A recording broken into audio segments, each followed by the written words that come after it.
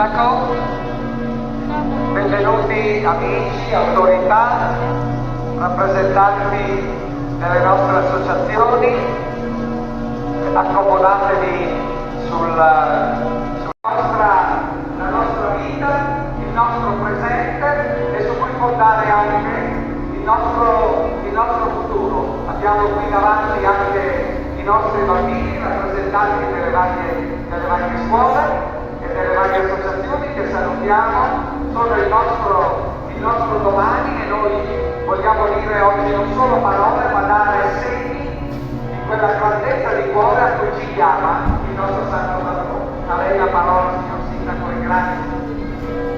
Grazie a te. Sono onorato di rappresentare un cittadino grazie alle autorità, forze dell'ordine, tutti quelli di associazioni sportive, associative, e soprattutto ringrazio Don Angelo per venire a Milano puntualmente in questo momento di raccolta per la nostra comunità attorno al nostro Santo Patrono. Voglio ringraziare anche e soprattutto i rappresentanti della casa circondariale che hanno posto consacrato nel nostro Duomo questa statua che vedete qui.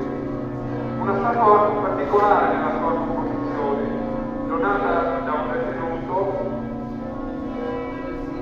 che con paziente attenzione nella ricerca dell'utilizzo adeguato dal materiale da plasmare è riuscito a creare un modello che è il simbolo di quanto San Martino ci continua a ricordare, il grande valore umano rappresentato dalla capacità di riconoscere il bisogno di dare dignità a chi lo richiede. Il gesto del porgere il martello, che vedete nella sua apparente semplicità, dimostra una profonda un'attenzione all'altro che si concretizza con le risorse a disposizione che rivela l'idea di una condivisione.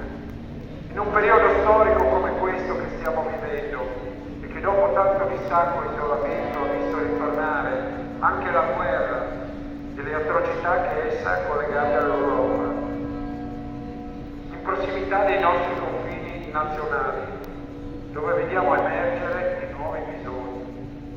Il nostro Santo Patrono Martino, con la sua attenzione, che da secoli viene ricorrentemente richiamata in questo contesto, è per noi un punto di riferimento a cui tendere nell'opera di amministratori locali. Nessuno deve rimanere indietro.